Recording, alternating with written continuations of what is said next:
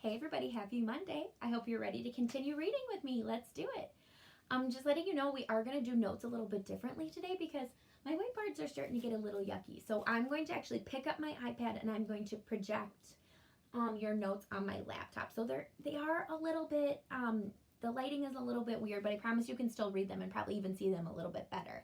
So that's kind of exciting. I hope you have your notes nearby, your book, whatever you need to get ready for our day. Let's get started. All right, I'm going to walk you over. Okay. I'm going to sit in my chair. I'm going to flip the camera. All right, we're right at our notes for today. So we got our title to start with chapters 87 through 98. That's what we're going to read today. And the date is May 18th, 2020. So we've talked about this a little bit already. So write down what you think is the most important for you and what you think will help you. We're going to compare and contrast characters today. So I did an example from the Magic Treehouse. So if you want to compare characters, you would put two characters on either side. With our Venn diagram is also a really great way to do it. And you would put things about one character on one side and things about the other character on the other side and what makes them similar or the same in the middle. Same thing with the setting. What makes them different? One on one side, one makes the other, and then what makes them similar in the middle. And you can even do events, so things that happen in the story. So you could say Jack finds a gold medallion. Annie saves Annie from a duckbill dinosaur. Oh my goodness, Kellen would know about this one because he read this book. I know he did. And then we've got Annie over here finds a treehouse, saves Jack from a T-Rex. So two things they each did, and what they did, both of them did, both find something. Both are both someone's dinosaur life. They found some creature of life. And I can't read the other one, sorry. These are small. I took pictures of these from old ones I'd had. So we've got some comparing words. Both, similar, same, also, to, as well as. So these are some words I would use in your writing today. These are going to be really, really helpful. Contrasting words, so how they're different. However, in contrast, different, while, whereas, on the other hand, but, yet, though, and although. So what can we do to give them similarities and differences? I'm actually going to pull up the activity you're going to do today. So at the bottom it says, compare and contrast Julia and Mac. So if I were to make a Venn diagram, and if you want to do a Venn diagram on a separate sheet of paper, that's fine. We're going to make a Venn diagram and give differences and a comparison of Mac and Julia. And I could tell you probably one comparison is that they both care for Ivan. And they really do care about Ivan. Even though Mac can make some bad decisions, he does care about Ivan. Okay. And you could say, so Mac could be over here and you would say, number one, Mac owns the circus. Or Mac is a man. Mac had a wife named Helen who left him and no longer is together with his wife. And you could say Julia is a young girl. Her dad works for Mac. Her mom is very sick. She loves to draw art. You could say a difference for Mac is Mac likes when Ivan makes art so he can sell it. Julia likes to do art for fun and enjoyment. And she likes to watch the animals and draw the animals. So something they both do is that they both do care for Ivan. I think that's 100% true. Mac pretty much raised him. Maybe something else they have in common is they spend a lot of time at the zoo in the place they work. So here's some vocabulary for today. Our first word is spacious, roomy and big. So when I think about the word spacious, I immediately think about wide open spaces. I think the difference right away, I'm thinking, okay, well, Ivan's domain and Ruby's domain are not spacious. They're not roomy and big. There isn't room for them to walk. There isn't room for them to play. And honestly, they're cramped in there. It's really small and it's kind of fake, and I don't like that. Temperamental. Love it, my last name. Moody. So it's just another word for maybe not being happy, maybe being grumpy. Dismay, fear, disappointment, shock. So this is a feeling that someone may have when they're scared or disappointed or can't believe something's happening a certain way. And then sullenly is slightly showing anger. Okay, so I'm going to scroll back up. If anyone wants to write down these notes, go ahead and write them down. And turn me back on when you're ready. Same thing with the vocabulary.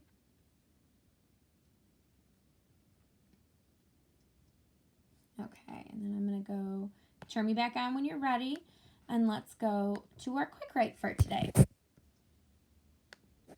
So our quick write is, write about a time that you were very angry. What made you angry? What did you do as a result of your anger? Let's see. So a time that I was really angry. I'm pretty sure this is often. I remember when I was on lunch duty one day, and the whole lunchroom was being extremely disrespectful to us teachers when we were trying to get you guys to pray, and I was trying to make it a little bit funner for you guys. And I was so angry that none of you were listening, or that most of you weren't listening, that I got on the top of a table and I was yelling at you until people finally started to listen. And so as a result of my anger, I was in a bad mood all day long. I really wasn't in the mood to teach. I was disappointed in my students. I was disappointed in our school. And I made sure to come back the next day and make sure everybody was better. Because you have to do better. Okay, so that's my quick write. All right. So go ahead, take your time and write in your quick write for today. Turn me back on when you're ready, and we're going to start reading. All right, so we're going to start reading. I'm going to put you back on my... So I got you back. I'm going to grab my book for today. I'm going to open up to our next chapter. We start, the next one is on page 188 at Imagining. Okay, imagining. It's different now when I paint.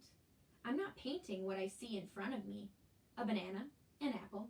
I'm painting what I see in my head, things that don't exist, at least not yet. So Ivan's getting ideas in his head, and he's able to come up with new things to draw and paint. It's really cool. Next chapter, Not Tag. I pull out Not Tag's stuffing. Carefully, I fill her with my paintings, hiding them so Mac won't sell them.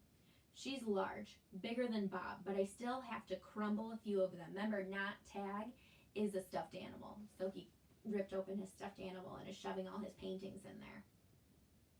Bob tries to settle on her for a nap. You've killed her, he complains. I had to, I say. I miss your stomach, Bob admits.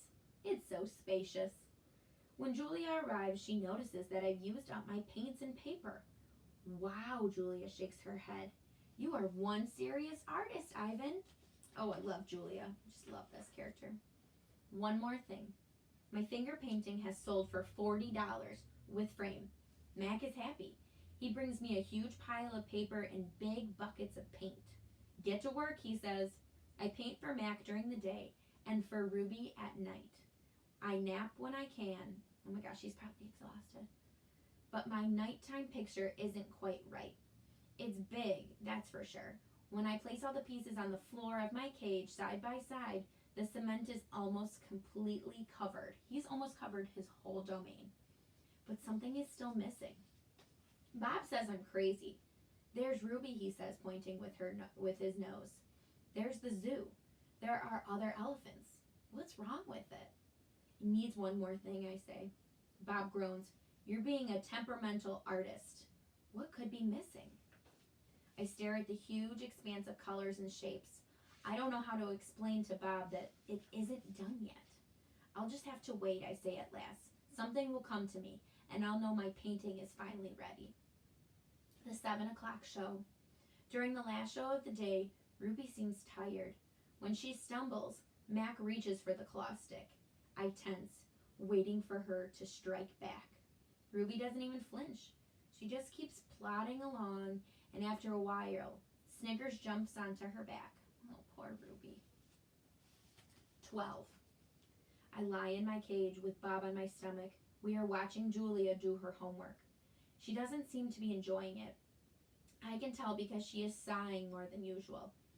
Again, for the 100th time, or maybe the 1000th, I wonder what is missing from my painting.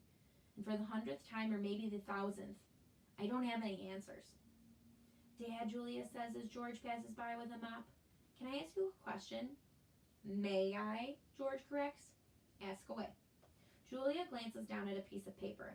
What's the difference between the word principal and the one spelled principal? The first one is the head of the school, like Mrs. Garcia.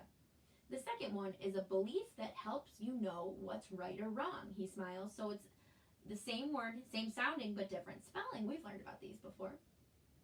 For example, it's against my principles to do my daughter's homework for her. Julia groans. If I'm going to be an artist when I grow up, why do I need to know how to spell? With a laugh, George heads off. Poor Julia, I think. Gorillas get by just fine without learning how to spell. All those endless letters, those sticks and circles and zigzags, filling up books and magazines, billboards and candy wrappers. Words. Humans love their words. I leap up.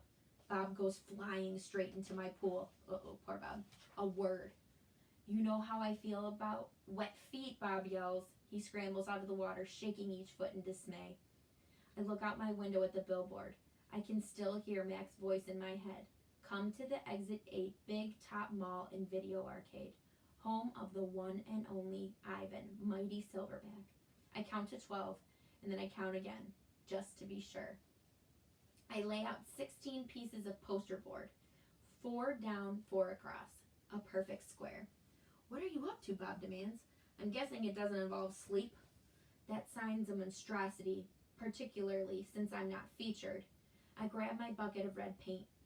You're not on the billboard because you're not in the show, I point out. Technically, I don't even live here, Bob says with a sniff. I am homeless by choice. Just want to make sure where I'm at. Okay. I know, I'm just saying. I study the billboard. Then I make 2 fat lines, like broom handles. Another fat line connects them. I stand back. What do you think? What is it? No, wait, let me guess. A ladder. Not a ladder, I say. A letter. At least I think that's what they're called. I have to make 3 more. Bob cuddles up next to not tag. Why, he asks, yawning. Because then I'll have a word. A very important word. I dip my fingers into the paint. What word, Bob asks. Home. Bob closes his eyes. That's not so important, he says quietly. Nervous. So I'm gonna just want to make sure. Okay. All day long I knuckle walk circles around my cage. I'm so nervous I can't nap. I can't even eat. Well, not very much anyway. I'm ready to show Julia what I've made. It has to be Julia. She's an artist. Surely she'll truly look at my painting. She won't notice the smudges and tears. She won't care if the pieces don't fit quite together. She'll see past all of that. Surely Julia will see what I've imagined. I watch Ruby trudge sullenly through the 4 o'clock show, and I wonder, what will happen if I fail? What if I can't make Julia understand? But of course I know the answer. Nothing. Nothing will happen.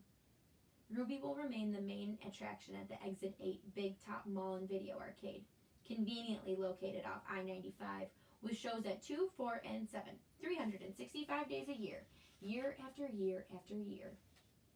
Showing Julia. It's time to show my work. The mall is silent except for Thelma the macaw, who is practicing a new phrase. Uh-oh. Julia is finishing her homework. George is sweeping outside. Mac has gone home for the night. I grab knot tag and carefully pull out the folded papers. So many paintings. Page after page, piece after piece of my giant puzzle. I pound on my glass and Julia glances over. Fingers trembling, I hold up one of my paintings. It's brown and green, a corner piece. Julia smiles. I display another picture, and then another and another, each one a tiny part of the whole. Julia looks confused. But what is it, she asks. She shrugs. It doesn't matter. It's pretty just as it is. Uh-oh, says Thelma. No, I think. No, it doesn't matter. More paintings. George calls out to Julia. He's done for the night. Grab your backpack, he says, and hurry, it's late. Gotta go, Ivan, Julia says. Julia doesn't understand. I have to find the right pieces. I dig through the pile. They're here somewhere. I know they are. I find one, another. I try to hold 4 of them up against the glass. Bob, I say, help me, hurry. Bob grabs paintings with his teeth and drags them to me. One by one, I shove pictures through the window crack. They crumble and tear. There are too many pieces. My puzzle is too big. Careful, Ivan, Julia says. Those might be worth millions someday. You never know. She arranges the paintings into a neat stack. I suppose Mac's going to want to sell these in the gift shop. She still doesn't understand. I shove more out of the hole and more, all of them one after another. So Ivan's been painting, has he? George says as he puts on his coat.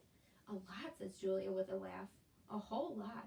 You're not taking all those home with you, are you? George asks. I mean, no offense to Ivan, but they're just blobs. Julia thumbs through the towering stack of paintings.